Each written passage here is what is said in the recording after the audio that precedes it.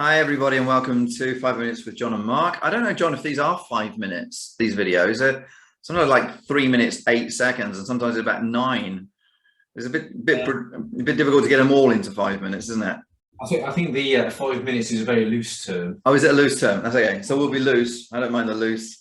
That'll be fine. Today's topic is about driving equality, and John, it is one of those topics that is really, really hot.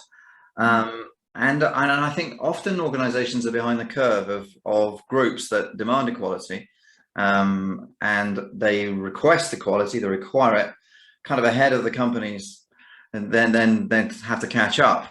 So I think part of what we're saying today is in driving equality is to be ahead of the game, right? So that we don't have a culture where inequality is even suspected. I'll just show this slide, John, which we usually start off with, which is our pyramid.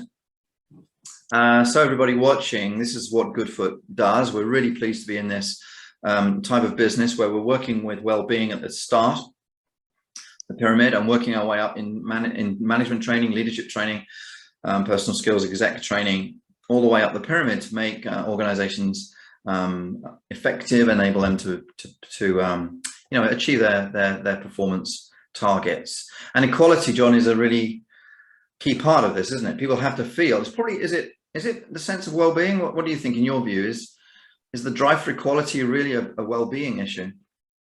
Yeah, it's a good question. For me, it's the drive for equality is around the drive for us to treat each other like human beings. Everyone's our brother, everyone's our sister. We're all connected, and I think looking beyond people's cultures or backgrounds or even to some extent, personalities. If we just meet people where they are, who they are, I think that speaks to and I think that does fall into the well-being arena. I think it's about understanding what people need as human beings. And I often feel, what we're seeing is a pattern, increasingly, I think, where disaffected people end up in a group, and then the group power comes in and the group request comes in. Wouldn't it be great if the group formation, in order to defend people, wasn't necessary? So that, as you said, people are cared for individually, they have conversations that are appropriate. So there's no need for a group to exert an influence because everybody does feel that they're treated equally. And I often think the group politics that we see now is very much indicative of the fact that organizations haven't driven equality. So people are forced into groups to fight what they see as their cause, I think. So anyway, we have a number of tips, usually 3, don't we? And I think you're going to kick off with tip number 1. I'm going to do tip number 2, and you're going to do tip number 3, because we've rehearsed this to death, right? Yeah, it sounds like our standard structure, Mark. It does, yeah, it does. Well, my tip was going to focus around watch out for indirect discrimination, and I think that with all the goodwill in the world, we may not want to create policies that do discriminate, but sometimes that might be the case. I remember working for a company who said about having a clean-cut image. This was going back to 2008 or something, but maybe that sort of terminology wouldn't be appropriate anymore. And just, I suppose, having an aware that those policies are in place, to look at the language, how they're positioned. I think bringing awareness to that rather than having an unconscious bias towards policies and how they're written could be quite useful. Yeah, policies and communication and inclusion in the creation of policies is critical now, isn't it? It is. Absolutely critical. Yeah, the tip that I've got or brought to this is constant measurement, John. And not measurement through formal staff surveys every year. Well, they're very important, but constant measurement through managers having check-in conversations, so that we're way ahead of the game of finding out any discontentment that might grow into a sense of inequality.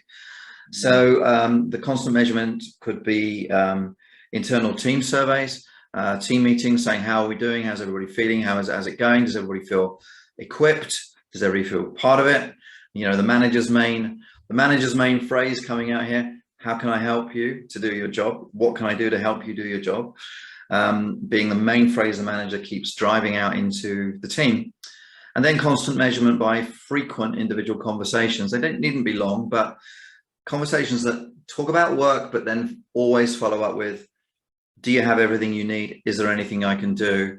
What areas can we work on to begin to make your lot easier to work, more efficient to work, etc. And these constant check conversations, how are things, I think is a discipline which does help drive equality, because it stops the emergence of discontent. That would be my tip.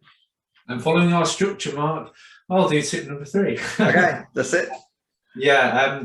So tip number 3 is all around and start to understand yourself. Invest in developing yourself by taking psychometric tests, developing yourself around understanding behaviours. So in teams, as managers, you can do that for yourself, but you can do that for your teams. I mean, we work with DISC a lot, but understanding fundamental behaviours and how we respond in certain situations is crucial, because it's crucial to understand yourself and how people will relate to you or could relate to you and how you're coming across. But having an awareness of behaviours and how they may present could help you understand other people as well. And I think that this is an important tip, because it's very preemptive. If we start to understand people, we start to connect with people better. That can stop things before they become a problem. And just one last little memory that I've got is that I remember somebody looking like they were going to get involved in an argument in a meeting. It was getting a little bit heated. But the manager involved, they picked up on that. And you could see there was almost like a light bulb moment. They picked up on it. They reframed the questioning and brought the meeting back down to a level playing field. And I think that's a good example of how understanding people can avoid, potential situations where people feel alienated, maybe discriminated against. I think that's smart, and I think you're right to point out that thinking about it, that a knowledge of psychology is a very, very big tool in preempting any inequality.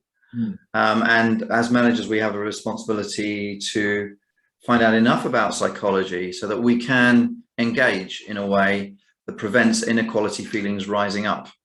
So psychology is a tool. And by the way, when you were talking, I don't know if you heard, I'm working in an office upstairs, John, but the doorbell go downstairs. And if you did, I do apologize to anybody watching who did see it.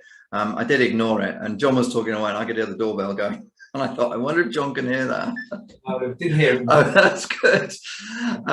So thank you. This has been 5 minutes with John and Mark on the subject of driving equality. We look forward very much to seeing you all again.